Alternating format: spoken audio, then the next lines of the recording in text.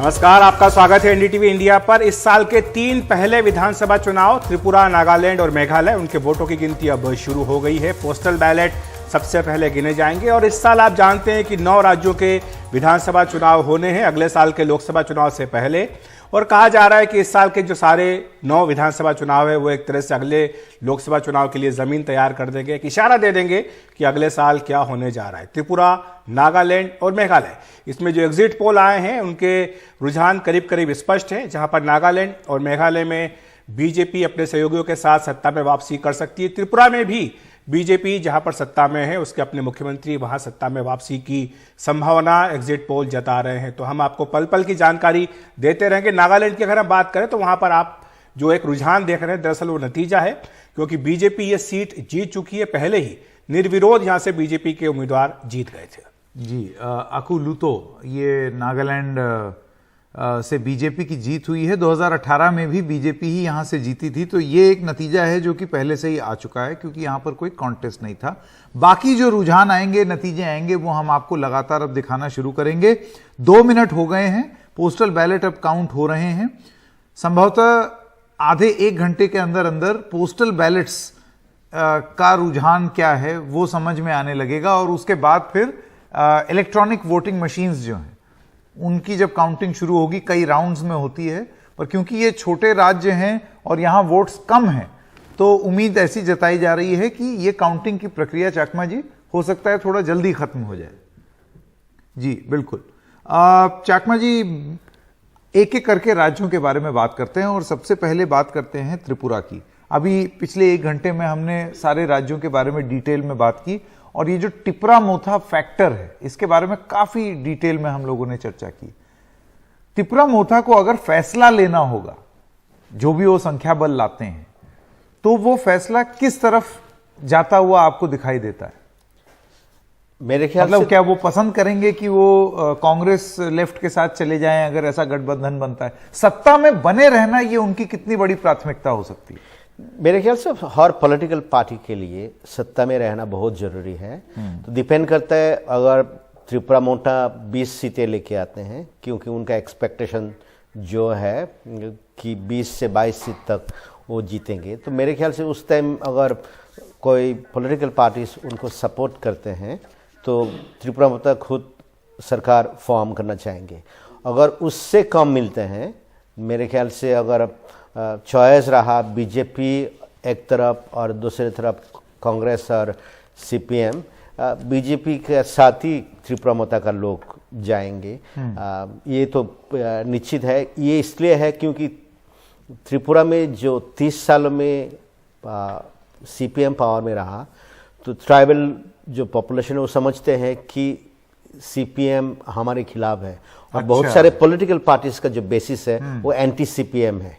पर क्या कारण है कि कांग्रेस और लेफ्ट दोनों का साथ आना त्रिपुरा में? हमने देखा था कि इससे पहले पिछले विधानसभा चुनाव में पश्चिम बंगाल में वो साथ आए थे, उसके बावजूद भी एग्जिट पोल उनकी ताकत को कम करके आंकड़े कह रहे हैं कि इनका कोई प्रभाव नहीं पड़ेगा, जबकि ये 2 पार्टियां जो कि परंपरागत रूप से त्रिपुरा में मजबूत रही हैं। और बीजेपी तो अभी न्यू प्लेयर है वहां पर। पिछले विधानसभा चुनाव में बीजेपी आई थी, करीब उन्होंने 40% वोट हासिल किए थे, जो कि लेफ्ट के करीब करीब बराबर थे। मेरे ख्याल से ये इसलिए आना पड़ा क्योंकि सीपीएम ये समझता है कि उनका जो वोट शेयर है वो कम हो चुका है। अगर 1, 2 या 5% वोट अगर कांग्रेस से मिलता है तो वो मतलब नतीजा पे एक इफेक्ट कर सकता है। लेकिन त्रिपुरा में Congress as a political party उनका स्ट्रांग सपोर्ट बेस नहीं है। तो जो स्ट्रांग सपोर्ट बेस है वो सीपीएम का है, लेकिन सीपीएम अभी ये स्थिति में नहीं है कि अकेले बीजेपी को मतलब चुनाव में कॉन्टेस्ट कर सकते हैं। हमें ये देखना होगा कि सीपीएम जब पावरफुल रहा, 30 साल तक राजनीति किया, जो त्रिपुरा का अर्बन एरियाज में कांग्रेस मतलब अपोजिशन पार्टीज हमेशा जीते हैं। तो अभी भी जो बीजेपी का सबसे ज्यादा खतरा है वो अर्बन एरियाज में, क्योंकि अपोजिशन पार्टी सीपीएम और कांग्रेस जो जोध है वो उनको टक्कर दे सकते हैं, और बीजेपी का अर्बन एरियाज में टक्कर, अर्बन एरियाज में। और सबसे सवाल मैं अमिताभ जी से पूछना चाहता हूं। अमिताभ जी, एक लंबी फहरिस्त सी बन गई है कांग्रेस पार्टी में उन लोगों की जो कि पहले कांग्रेस में थे लेकिन फिर उनकी बात कांग्रेस में नहीं मानी और उसके बाद फिर कांग्रेस उन जगहों पर ही कमजोर हो गई और वो लोग मजबूत हो गए। जैसे आप वाईएसआर कांग्रेस देख लीजिए, तो वो एक जिद पकड़ ली कांग्रेस के सेंट्रल लीडरशिप ने और उस चक्कर में कांग्रेस ही वाइप आउट हो गई। यही कुछ चीज ऐसी त्रिपुरा में भी देखने। अब प्रद्युत देव बर्मन कहां से आए हैं? कांग्रेस में ही तो थे पहले। जी, ये ट्रेंड तो हमें काफी देखने को मिला है। इनफैक्ट अगर आप आज बीजेपी या रीजनल पार्टीज के 4 चीफ मिनिस्टर्स जो हैं वो सब एक्स कांग्रेस के ही हैं लोग। तो कहीं ना कहीं कांग्रेस जो अपने टैलेंट को रिटेल करने की जो एबिलिटी है या जो एक विजन है उनका गलत साबित हुआ है। और त्रिपुरा मोथा के भी जो अध्यक्ष हैं वो भी कांग्रेस में थे और इसीलिए शायद सीपीएम, त्रिपुरा मोथा और कांग्रेस का अलायंस नहीं हो पाया, जो कि एक मजबूत अलायंस हो सकता था। हालांकि त्रिपुरा में सुदीप देव बर्मन, शायद उनका नाम है, वो वापस चले गए हैं कांग्रेस में।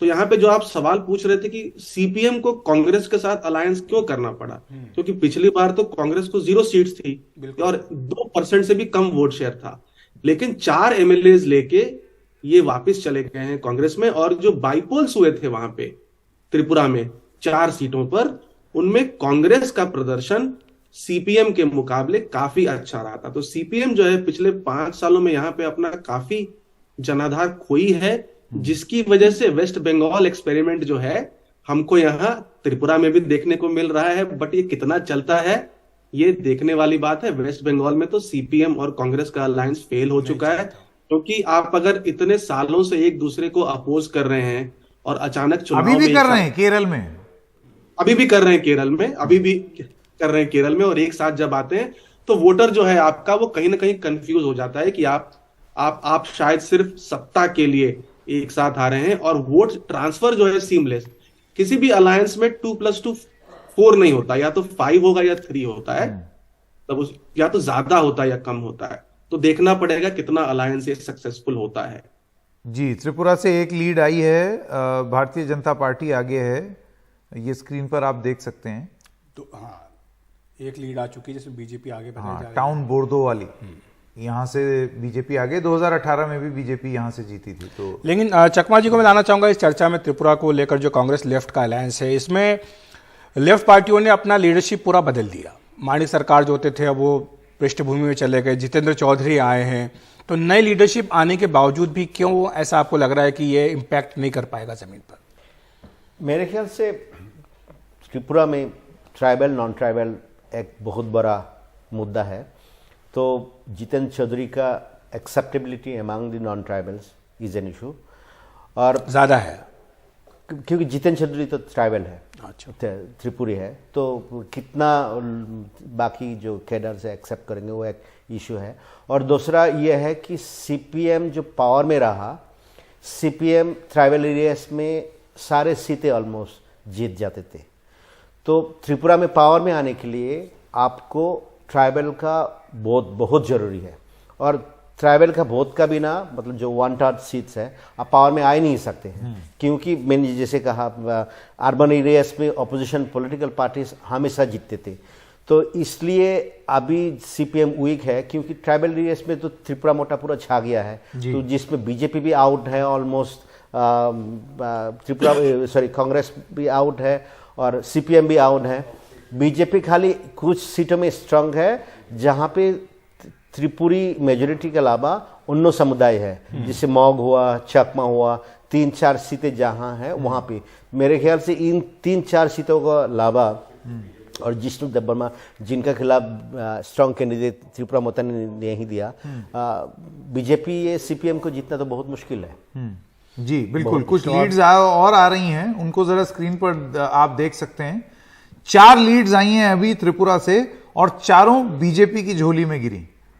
तो ये हम दर्शकों को ये भी बता दें कि पिछली बार भी ये चारों वही सीटें हैं जो कि बीजेपी के पास ही थीं, और ये भी बता दें आपको कि ये अभी एकदम शुरुआती रुझान है, ये पोस्टल बैलेट्स हैं। वोटों की गिनती जब ईवीएम से शुरू होगी तब उसमें एक और स्थिति स्पष्ट होगी। लेकिन जैसे कि आप ये देख सकते हैं त्रिपुरा के जो रुझान है उसमें बीजेपी गठबंधन को 2018 में जहां जहां लीड मिली थी बिल्कुल वहीं वहीं लीड मिली है। कांग्रेस 1 सीट पर अभी आगे हुई है, कांग्रेस और लेफ्ट 3 सीट पर आगे चल रही है। और 2018 के मुकाबले ये कोई बदलाव अभी नहीं हुआ है। तो ये त्रिपुरा के रुझान है। बाकी नागालैंड में 1 सीट तो निर्विरोध जीती गई थी बीजेपी। इसके अलावा अभी मेघालय से कोई ट्रेंड्स नहीं आए। तो ये शुरुआती रुझान है। आपको बता दें कि जो पोस्टल बैलेट्स होते हैं, ये ड्यूटी पे जो सरकारी कर्मचारी होते हैं वो दरअसल अपने मताधिकार का प्रयोग पोस्टल बैलेट के जरिए करते हैं। इसके साथ साथ आजकल चुनाव आयोग ने कुछ और भी लोगों को सुविधा दी है पोस्टल बैलेट की। जो सीनियर सिटीजन हैं, जो अपने घर से बाहर नहीं जा सकते, तो उनको भी अधिकार दिया था कि वो पोस्टल बैलेट का उपयोग कर सकते हैं। और हिमाचल प्रदेश में अभी जब हम मतगणना की रिपोर्टिंग कर रहे थे, तब शुरुआत में जो रुझान आए थे वो मिक्स थे।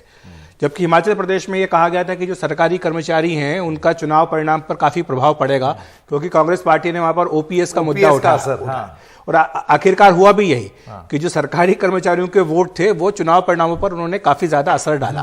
तो ये त्रिपुरा में होता है या नहीं होता है, क्योंकि यहां पर भी कांग्रेस पार्टी ने कई इस तरह के जो लुभावन वादे हैं, लोक लुभावन वादे जिनको आप कह सकते हैं, वो किए थे।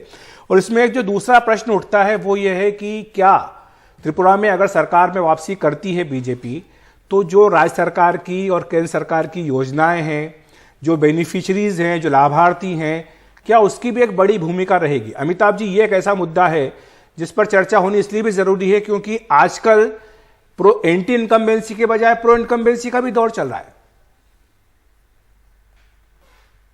जी, लाभार्थी वोट बैंक बहुत बड़ा वोट बैंक है और बीजेपी ने इसके ऊपर काफी काम किया है।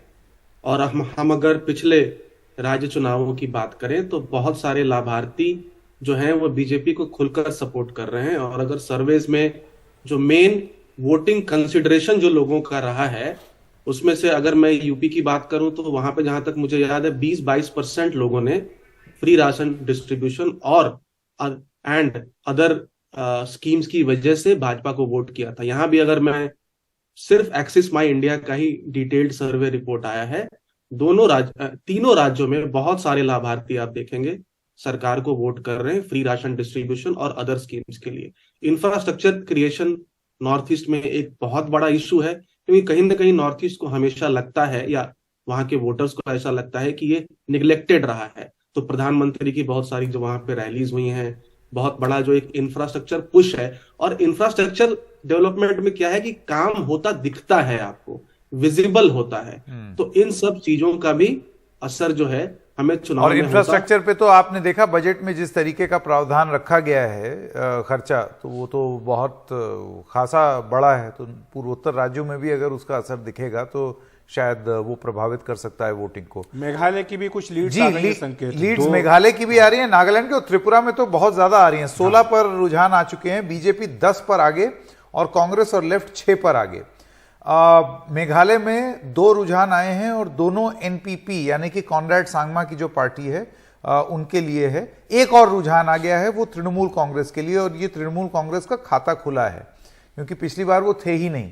इस बार वो उनकी एंट्री है और उन्होंने अपना रुझान में तो कम से कम खाता खोल लिया है। हमारे साथ रतनदीप भी जुड़ गए, हमारे सहयोगी। रतनदीप, शुरुआती रुझान आए हैं त्रिपुरा में, तो काफी तेजी के साथ रुझान आ रहे हैं, क्या इशारा कर रहे हैं अभी तक के रुझान?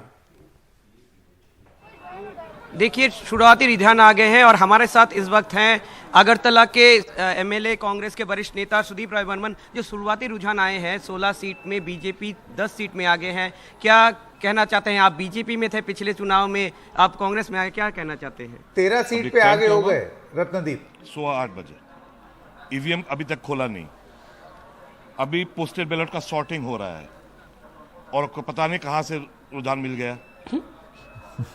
ये गलत बात है, थोड़ा सा इंतजार करिए, don't confuse the public, this much I.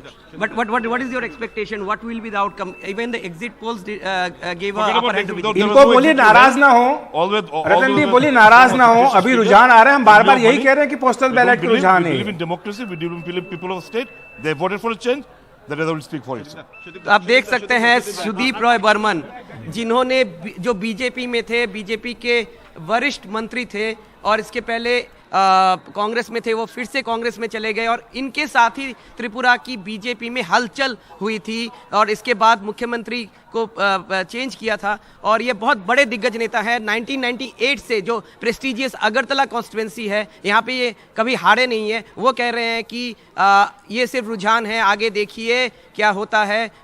यही जो हमने बात की लेफ्ट और कांग्रेस के सपोर्टर्स के साथ, उन्होंने भी यही कहा है कि वो लोग बहुत होपफुल हैं। मगर आज सुबह जब काउंटिंग शुरू होने के पहले हमने मुख्यमंत्री मानिक साहा से भी बात किया था और उन्होंने सीधे सीधे हमें ये कहा था कि एक सुनामी होने वाली है बीजेपी के पक्ष में। तो बहुत कांटे कांटे की टक्कर है त्रिपुरा में। त्रिपुरा एक ऐसा राज्य है जहाँ पे कि पूरे नॉर्थ ईस्ट में आप देखो तो कांग्रेस लगभग अपने एग्जिस्टेंशियल बैटल में है, मगर त्रिपुरा में कांग्रेस एक रिवाइवल का इस इलेक्शन के साथ रिवाइव करने की कोशिश कर रहा है। लेफ्ट बंगाल की तरह लेफ्ट पूरी तरह से डाउन एंड आउट नहीं है। यहाँ पे उन्होंने चुनाव के पहले अपने जो लीडर को चेंज किया, एक बहुत बड़ा रिस्क दिया लेफ्ट ने। 4 बार के मुख्यमंत्री थे मानिक सरकार, उनको इलेक्शन में उनको टिकट नहीं दिया गया, उनको बैठा दिया गया। और वो बात ठीक है, लेकिन जो शुरुआती रुझान है वो शायद उतना इनकरेज नहीं करेंगे कांग्रेस और लेफ्ट को, क्योंकि वो 6 सीटों पर आगे दिख रहे हैं। टिपरा मोथा ने अपना खाता रुझानों में कम से कम खोल लिया है, 1 सीट पर आगे, और बीजेपी गठबंधन 14 पर लीड लिए हुए है। और अगर इसी तरीके से चलता रहा तो देखिए, ये सब छोटी विधानसभाएं हैं, यहाँ पर बहुमत का आंकड़ा जो है वो 31 होता है। तो अगर 14 पर लीड बनाई है और अगर ऐसे ही चलता रहा तो फिर हो सकता है संभवतः सरकार बना ले। लेकिन अभी रुकना पड़ेगा, क्योंकि जैसे कि अखिलेश जी भी बता रहे थे और बहुत नाराज होकर के कांग्रेस के नेता ने भी हमको बताया तो हम शुरू से कह रहे हैं कि ये पोस्टल बैलेट है, अभी ईवीएम के नतीजे नहीं, रुझान अभी तक नहीं आए। हमारे साथ 2 मेहमान और जुड़ गए हैं। हमारे साथ महेश वर्मा जी भी आ गए हैं, बीजेपी के नेता हैं, आपका स्वागत है। और साथ ही रितु चौधरी जी भी हैं। रितु जी, आपका भी स्वागत है एनडीटीवी इंडिया पर। महेश जी, आप क्या कहेंगे? जो रुझान आ रहे हैं, शुरुआती रुझान है, पोस्टल बैलेट के रुझान है, हिमाचल प्रदेश में भी इसी तरह के रुझान जब आए थे तो बधाइयां लेने देने लगे थे बीजेपी वाले, लेकिन बाद में परिणाम कुछ और आ गए थे। तो ये आप अभी सतर्क हैं या आपको लगता है कि यही रुझान परिणाम में बदल जाएंगे? नहीं, वहां जिस तरह से हमारे साथ जनता का सहयोग दिखा चुनाव के दौरान, और जिस तरह की हमारी उपस्थिति वहां थी और जिस तरह का वहां रिस्पॉन्स मिल रहा था, तो स्वाभाविक रूप से हम तो एकदम कॉन्फिडेंट हैं ही। इसमें तो कहीं आपको एग्जिट पोल भी वही दिखा रहा था और आज का जो रुझान है वही दिखा रहा है, तो उसमें कोई संशय करने की तो आवश्यकता है ही नहीं। और सवाल यह है कि जिस तरह से वहां चुनाव के दौरान जो है जिस तरह की उपस्थिति बीजेपी की जितने भी राष्ट्रीय नेतृत्व था उसकी रही, जिस तरह की रैली रही, जिस तरह का हमारा कैंपेन रहा और जिस तरह का वहां जनता का जिस तरह से रुझान दिखाई पड़ा, या वो हमारी जनसभाओं में दिखी है या हम जो चुनाव कैंपेन, जो चुनाव अभियान में हम जिस तरह से जनता की उपस्थिति देख रहे थे, वो तारीफे काबिल था। और निश्चित रूप से क्यों ना हो, जहाँ पे उन्हें कहीं लग रहा है कि एक पार्टी जो है विकास के लिए प्रतिबद्ध है और विकास के लिए काम कर रही है और वो दिखाई दे रहा है। अब तक वहां कुछ ऐसा चीज दिखाई देता नहीं था। आप देखिए, मेघालय का लगातार मैं देख रहा था कि वहां त्रिशंकु जो है पिछले 50 साल से त्रिशंकु विधानसभा रहा। तो सवाल यह है कि ऐसे में क्या होगा जब त्रिशंकु विधानसभा होगा, तो लोगों की जो एक विकास है वो कहीं बाधित होती है। इन प्राकेंड सरकार बनती है और सरकार जब वो आती है तो वो सरकार में सिर्फ एक ही काम होता है कि लूटपाट हो। जनता वहां पूरी जो है एक तरह से आइसोलेशन में चली गई थी। मतदाता अपना मत का प्रयोग करता था, लेकिन वो ये सोच के नहीं करता था कि उसे कुछ मिल रहा है। उसको कहीं ना कहीं ये रहता था कि चलो हम अपनी ड्यूटी निभा रहे हैं। तो वहां लोग अपनी ड्यूटी निभाते थे, लेकिन लोग जो फेल्योर हुआ वो उन लोगों के लेवल पे हुआ, उनके स्तर पे हुआ जो उनके वोटों को लेते थे, उनसे वादा करते थे और वादा करके फिर उनको छल दिया जाता था। इस बार जो है, इस बार के चुनाव में जब बीजेपी त्रिपुरा में आई और उसने कहीं ये आश जगाया, कहीं उम्मीद जगाई, और ये उसी उम्मीद का परिणाम आपको कहीं दिखाई दे रहा है कि आज जो है, अरे अभी 20 मिनट हुए हैं महेश जी, परिणाम तो अभी संकेत जी, यही थोड़ा तो बात- रुक जाइए, आप 20 मिनट में पढ़ना। नहीं, यही ये बात दरअसल हमारे क्या है, वहाँ ये कॉन्फिडेंस शायद महेश जी को कांग्रेसी इसलिए मित्र भी भी आ यही रहा है कह रहे क्योंकि थे, अखिलेश जो आप जी कह रहे हैं। अभी थोड़ी देर पहले आप दिखा रहे थे बाकी चैनल में, आप ये समझिए कि 50 तक करीब पहुंच करीब 50-55 सीटों पर उन्होंने रुझान आगे दिखा भी दे हैं। मतलब इलेक्शन कमीशन से भी तेज। हम लोग जो डेटा सवाल- आपको दिखा रहे हैं ये सवाल है बहुत कि ही मैं विश्वसनीय सूत्रों से प्राप्त जानकारी है और उसके हिसाब से अभी 30 सीटों पर रुझान आए, 31 पर त्रिपुरा में, जिसमें से 20 पर बीजेपी आ गई है, कांग्रेस लेफ्ट 7 पर और त्रिपुरा मोथा 3 पर। नागालैंड में 17 लीड आई हैं, जिसमें एक तो बीजेपी की जीत हो ही गई है, 15 पर वो आगे हैं। और अगर मेघालय की हम बात करें तो मेघालय में 18 लीड्स आ चुकी हैं, 7 एनपीपी के लिए, 5 टीएमसी के लिए, 4 बीजेपी, 2 कांग्रेस। तो ये अब तक की स्थिति है। तो रितु अभी जी भी हैं अभी हमारे अभी साथ। थोड़ा सा थमिए महेश जी। नहीं जी आपके बात का मैं समर्थन करता, हाँ। लेकिन सवाल है कि उसको समर्थन करूं तो कैसे? कोई आधार तो होना चाहिए ना। जी वो बिल्कुल आधार महेश जी। बनता नहीं है। ऋतु जी भी हमारे साथ हैं। ऋतु जी, आप क्या कहेंगी? कांग्रेस कहीं दिखाई नहीं दे रही है, हालांकि आपने विचारधारा के विपरीत जाकर त्रिपुरा में लेफ्ट पार्टियों से हाथ मिलाया, लेकिन फिलहाल तो ऐसा लग रहा है कि शायद ये फार्मूला काम नहीं आया है, जिस तरह से पश्चिम बंगाल में भी ये फार्मूला नहीं चला था। देखिए, सबसे पहले तो मैं कहना चाहूंगी कि इब्तदा इश्क में रोता है क्या, आगे आगे देख अभी होता है क्या।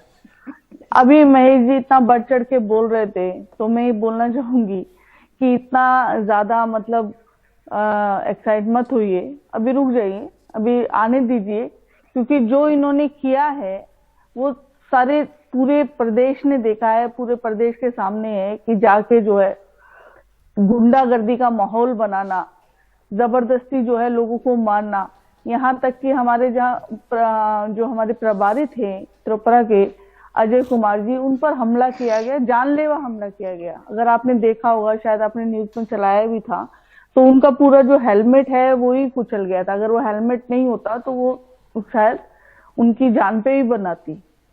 और दूसरी बात मैं ये कहना चाहूंगी कि भाजपा का एक नैरेटिव बन चुका है कि देखिए, वैसे कभी भी अगर इलेक्शन होगा तो इलेक्शन होता है डेमोक्रेसी को लाने के लिए, लोकतंत्र को बहाल करने के लिए देश में जो है चुनाव कराया जाता है। लेकिन भाजपा का नैरेटिव ये बन चुका है कि वो जब चुनाव लड़ती है तो वो लोकतंत्र को तोड़ने के लिए, डेमोक्रेसी को खत्म करने के लिए, नेस्तनाबूद करने के लिए जो है चुनाव लड़ती है। और वही जो है, वही इनका जो चरित्र है, वही इन इलेक्शन में तीनों स्टेट में दिखाई दे रहा है।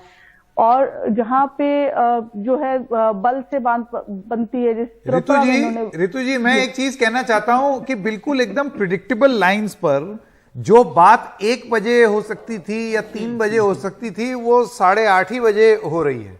महेश जी अपने आप को बधाई दिए चले जा रहे हैं, आप जो है उनको लोकतंत्र का हत्यारा बता रही हैं।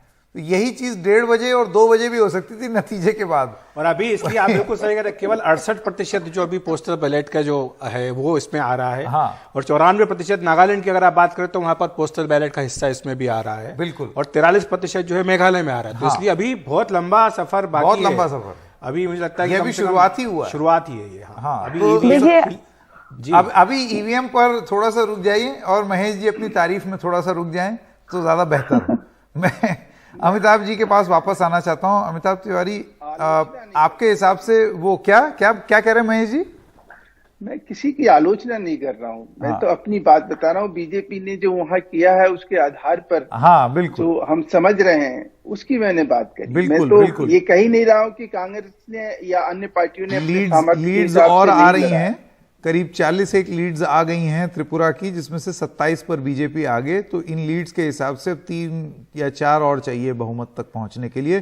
कांग्रेस और लेफ्ट 7 पर, त्रिपुरा मोथा 5 पर। नागालैंड की अगर बात करें तो यहां पर 26 पर बीजेपी का गठबंधन पहले ही पहुंच चुका है रुझानों में, और एनपीएफ 1 पर है। और मेघालय की अगर बात करें तो यहां 28 रुझान आए हैं, जिसमें एनपीपी 12 पर है, टीएमसी 6। यानी कि एक अच्छी शानदार शुरुआत टीएमसी ने की है मेघालय में। तो जो उम्मीद उनको मेघालय से थी चाकमा जी, तो वो कुछ तो असर दिखा रहा है। और कांग्रेस 4 पर आ गई है, बीजेपी 5 पर है, यूडीपी 1, और ये अभी 28 ही है। तो अभी उसमें मेघालय में अभी 50% से ज्यादा पर रुझान आया ही नहीं।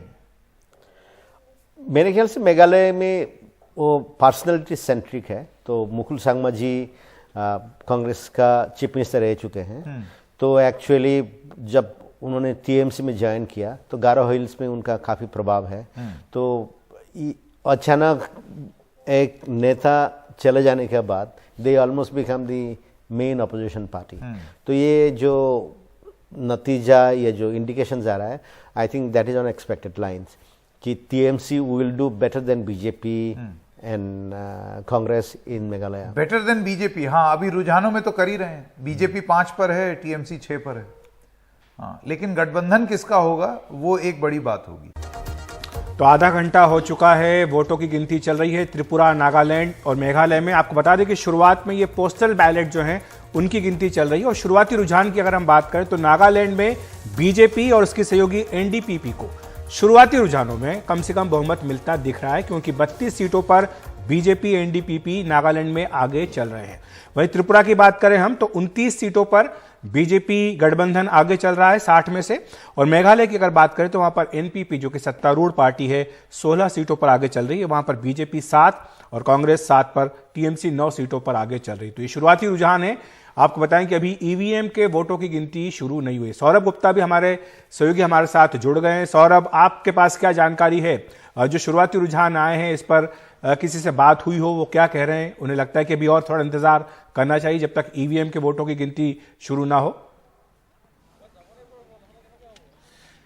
बिल्कुल, लेकिन अभिषेक जी, अखिलेश जी, आपको बता दूं कि ये जो एमएलएज है एनपीपी के, वो कह रहे हैं कि हम जैसे कि हमने एक एमएलए से बात की है जो नोंगट्रेम से इस बार चुनाव में हिस्सा लिया है, और उनका कहना है कि एनपीपी खुद ही जीतेंगे 33 सीट पर। उन्होंने अभी अभी हमें बताया काउंटिंग सेंटर में अंदर जाने से पहले। और तो एनपीपी के अंदर एक कॉन्फिडेंस है कि सरकार उन्हीं का होगा।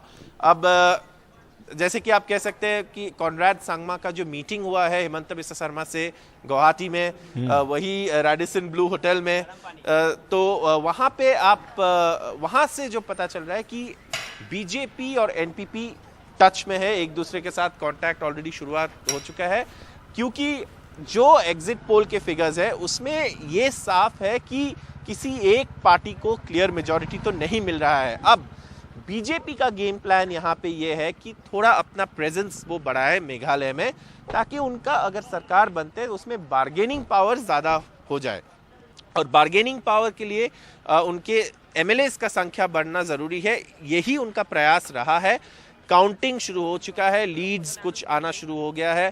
टीएमसी जो मेघालय में पहली बार चुनाव इस तरीके से लड़ रहे हैं, उनका उम्मीद है कि वो डबल डिजिट्स में सीट्स ले आ पाएंगे, और इसका मतलब ये है कि वो भी एक किंग मेकर बनने की एक जो उनका एम है वो हासिल कर पाएंगे। तो ये स्थिति है अभी। लीड्स को देखकर, एग्जिट पोल्स को देखकर अभी भी साफ किसी को लीड्स नहीं मिल रहा है। हंग असेंबली के तरफ ही जो फिगर्स है वो पॉइंट कर रहे हैं, लेकिन अभिषेक बैनर्जी जो तृणमूल के नेशनल जनरल सेक्रेटरी है और जो मेघालय के कैंपेन को आप कह सकते हैं संभाले हैं, उनका शिलोंग आने का संभावना है दोपहर को।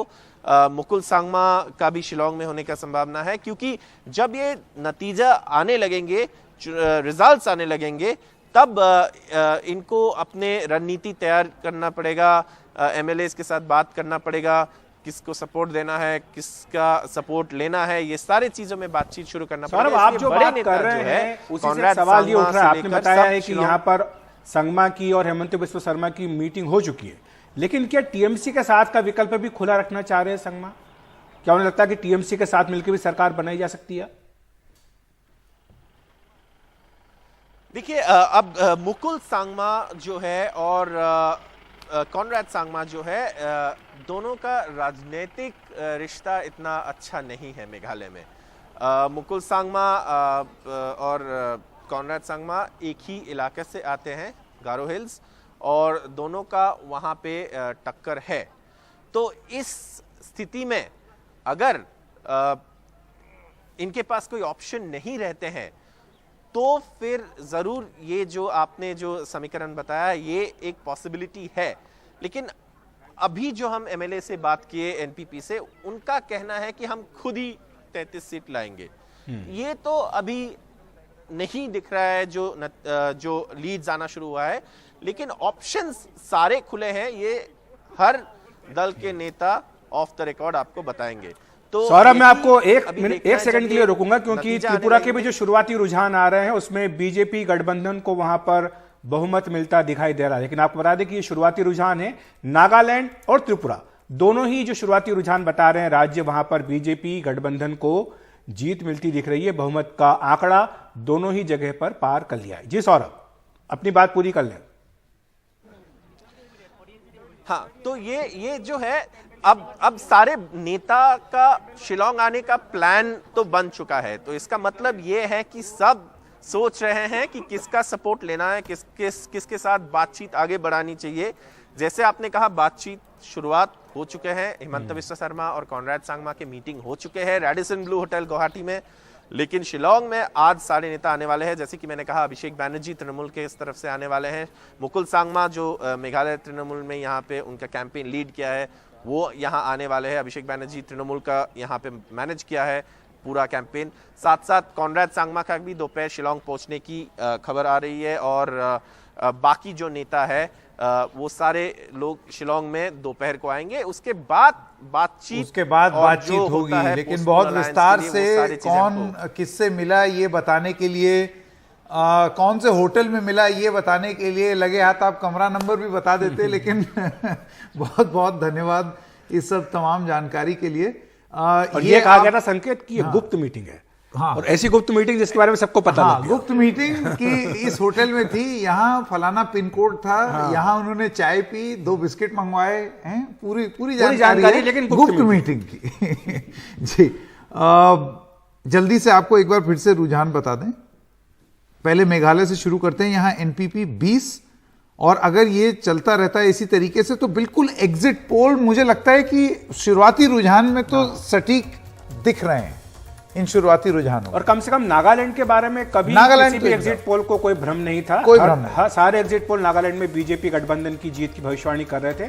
और कम से कम शुरुआती रुझान वही बता रहे, क्योंकि काफी लंबे फासले के साथ संकेत वहां पर बीजेपी गठबंधन आगे रुझानों के हिसाब से, शुरुआती रुझानों के हिसाब से 2 जगह पर बीजेपी गठबंधन की सरकार बनती हुई साफ साफ दिख रही है। 31 है वो बहुमत का आंकड़ा, और त्रिपुरा में बीजेपी प्लस 34 पर पहुंच गई और नागालैंड में 36 पर पहुंच गई।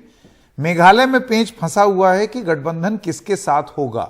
लेकिन अगर आप इसी रुझान की बात करें तो एनपीपी के पास 20 हैं, और पिछले बार के जो गठबंधन दल थे, घटक दल थे यूडीपी और बीजेपी, अगर वो 7 आ जाते हैं, दोनों 7-7 पर हैं, तो अखिलेश जी 20 + 7 + 7 यानी कि 20 + 14 34 ये भी हो गया है।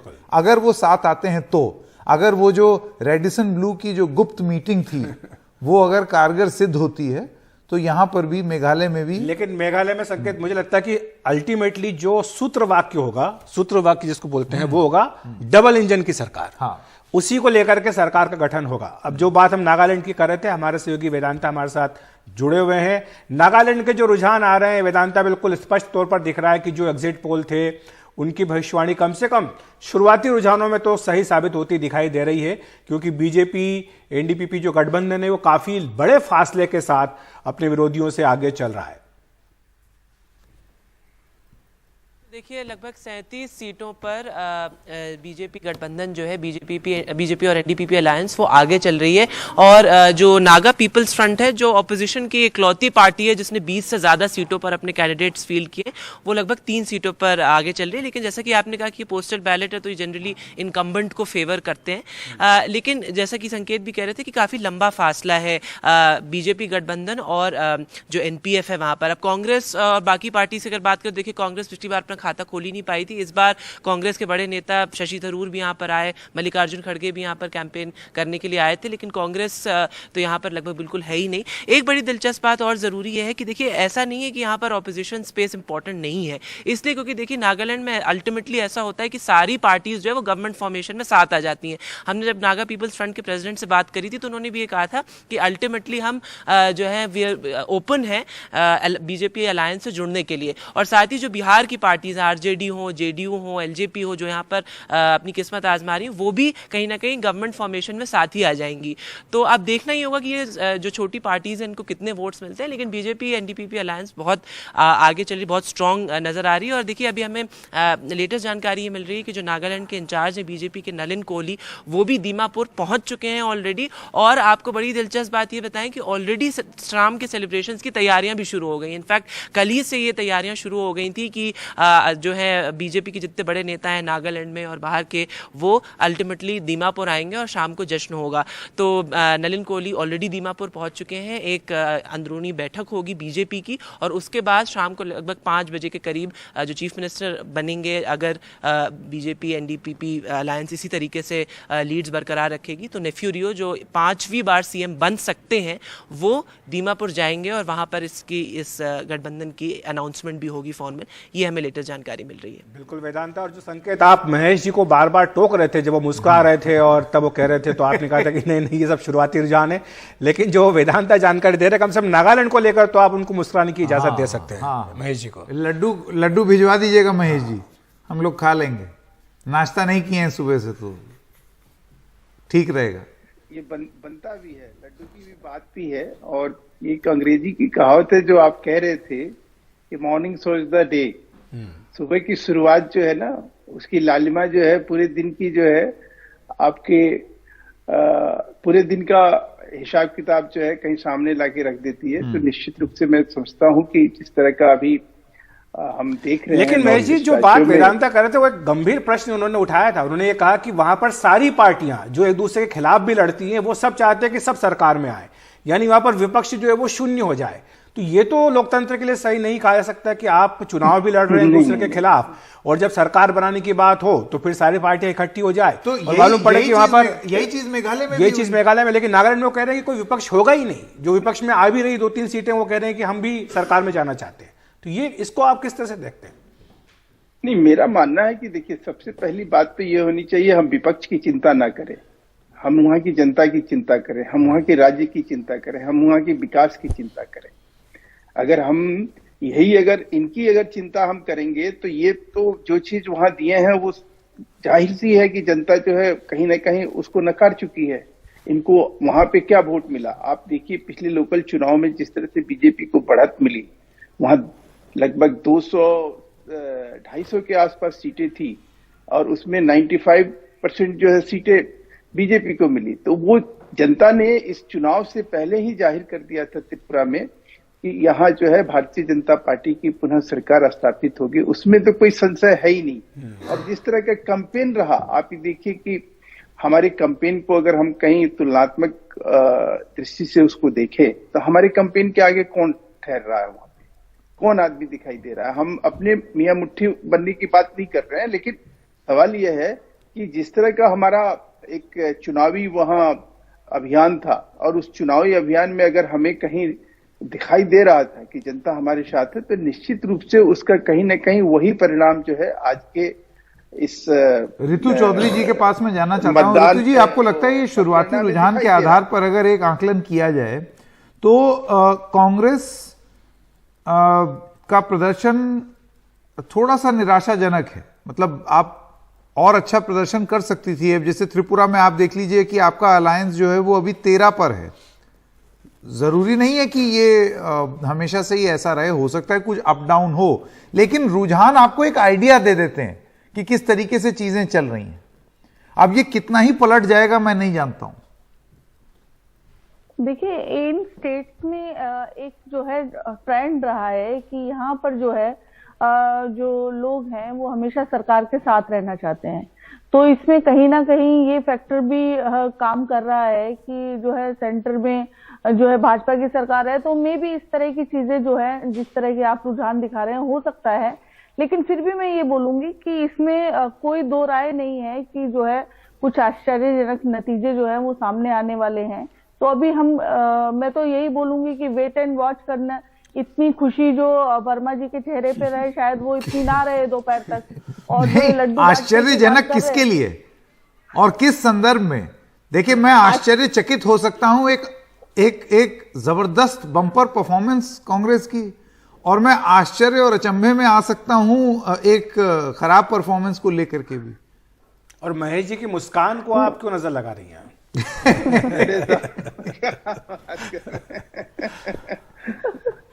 मैं बिल्कुल महेश जी की मुस्कान को बिल्कुल नजर नहीं लगा रही, लेकिन हाँ ये है कि इतना मत मुस्कुराइए कि क्या पता दोपहर तक आपकी जो मुस्कुराहट वो है थोड़ी सी डिम हो जाए, तो इसलिए मैं बोल रही हूँ। नहीं रितु जी, हम तो अपने आप को क्रेडिट दे ही नहीं रहे। हम तो अपने अभी सवाल जो अखिलेश जी का और संकेत जी के जो थे, नहीं, मैं सवाल पूछ देता हूँ, मेरे बिहाफ पे आप सवाल ना पूछें। रितु चौधरी, मेरा सवाल ये है कि आप चलिए मेघालय की बात कर लीजिए।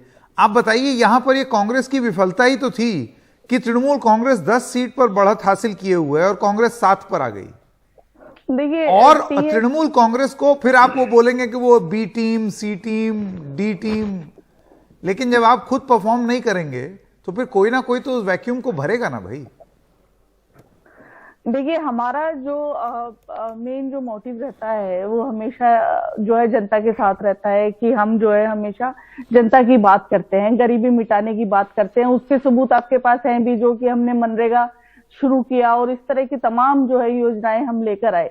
लेकिन टीएमसी का और भाजपा का, इस तरह की जो पार्टीज हैं, इनका एक ही जो है नैरेटिव रहता है कि किसी न प्रकार से हुक बाय हुक किस प्रकार से सत्ता में आया जाए।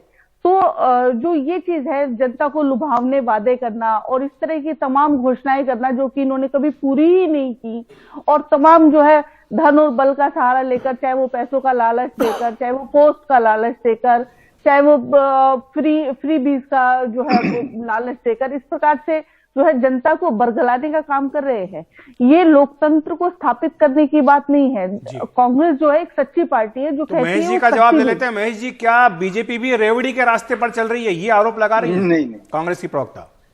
देखिए, रेवड़ी की जो ये बात कह रही हैं और फ्री बीज की वजह से जो है इस तरह की चीजों को कहा जा रहा है, इनके राजस्थान और मध्य प्रदेश का अगर घोषणा पत्र आप निकाल के देखें, वहां तो हर हफ्ते में 16 किलो अनाज देने का वादा है, हर हफ्ते में पता नहीं क्या क्या करने का वादा है। तो इन सब चीजों को आप, राहुल गांधी मध्य प्रदेश में गए 72,000 रुपए बांट रहे थे, तो छोड़ दीजिए इन सब बातों का। देखिए, वहां पे जो नॉर्थ ईस्ट में जो सबसे बड़ी आज के डेट में इसमें जो ध्वस्त होते हुए नजर आ रहा है, जो इस रुझान के परिणाम में जो दिखाई दे रहा है, वो ये दिखाई दे रहा है कि जिस तरह से हम बांट के देख रहे थे कि ये ट्राइबल, ये वर्ग, ये जाति, अब जैसे मेघालय में देखिए जहां पे हम 2 पे थे, आज वहां हम अच्छा परफॉर्म कर रहे हैं।